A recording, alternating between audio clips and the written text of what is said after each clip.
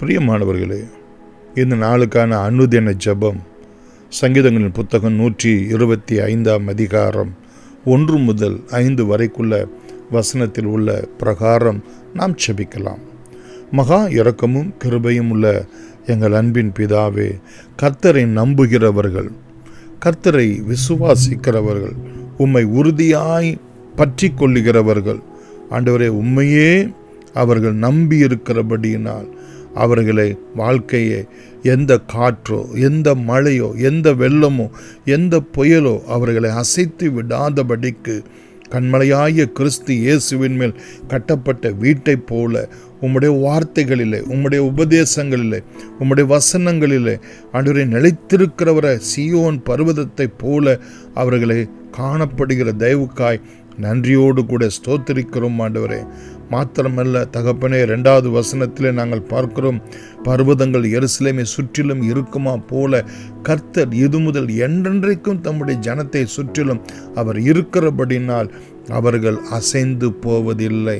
சங்கீதக்காரனாகிய தாவீது சொல்கிறது போல, தகப்பனே, கர்த்தரை நான் எப்பொழுது எனக்கு முன்பாக நான் வைத்திருக்கிறேன், ஆதலால் நான் அசைக்கப்பட்டு போவதில்லை, நான் கலங்கி போவது இல்லை என்கிற வேத வசனத்தின் பிரகாரம் உம்மை நோக்கி பார்க்கிற அடரிடத்தில் நம்பிக்கையாய் இருக்கிற ஒவ்வொரு பிள்ளைகளையும் சுற்றிலும் நீர் பாதுகாத்து நித்தம வழிநடத்தி அவருடைய கைகளின் பிரயாசங்களெல்லாம் ஆசீர்வதித்து உயர்த்தும்படி உம்முடைய பாதத்திலே நாங்கள் செபிக்கிறோம் ஆண்டவரே.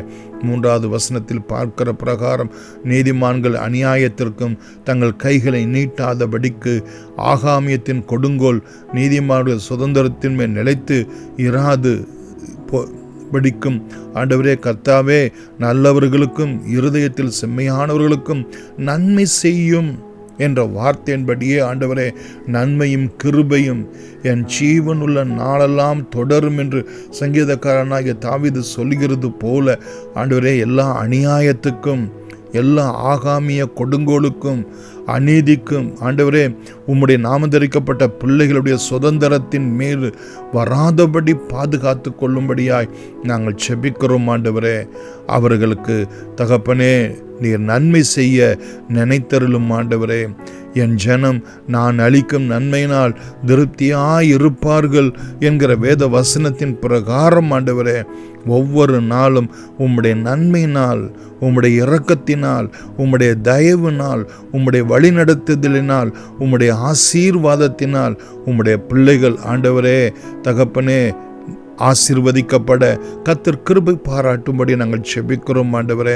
5வது வசனத்தின் பிரகாரம் ஆண்டவரே, தங்கள் கோணலான வழிகளுக்கு சாய்கிறவர்களை கர்த்தர் அக்கிரமக்காரரோடு கூட போக பண்ணுவார்.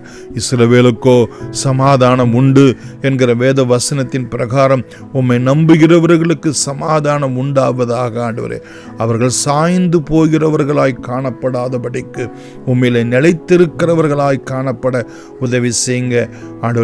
அவர்கள் நீதியின் வழியிலே நடக்க ஆண்டவரே, அங்கு ஆவியின் சிந்தையோ ஜீவனும் சமாதானமும் என்று சொல்லப்பட்ட பிரகாரம் ஆண்டவரே, உம்மை நம்புகிற பிள்ளைகள் ஆவிக்குரிய பிள்ளைகளாக இந்த உலகத்தில் காணப்பட உம்முடைய சமாதானத்தினாலும் இந்த உலகம் கொடுக்க முடியாததும் இந்த உலகத்தினால் எடுத்துக்கொள்ள முடியாததுமான என் சந்தோஷத்தையும் என் சமாதானத்தையுமே நான் உங்களுக்கு தருகிறேன் என்கிற வார்த்தையின்படி எந்த காற்றடித்தாலும் எந்த புயல் வீசினாலும் ஆண்டவரே, அந்த பிளவுண்ட கண்மலையிலே காணப்படுகிற ஒரு சமாதானத்தை உம்முடைய ஜனங்களுக்கு நித்தமும் உம்முடைய சிலுவையினுடைய பாடு, மரணம், உயிர்த்தலுடைய புண்ணியங்களினால் அருளும்படி இயேசுவின் நாமத்தில் நன்றியோடு கூட வேண்டுகிறோம்.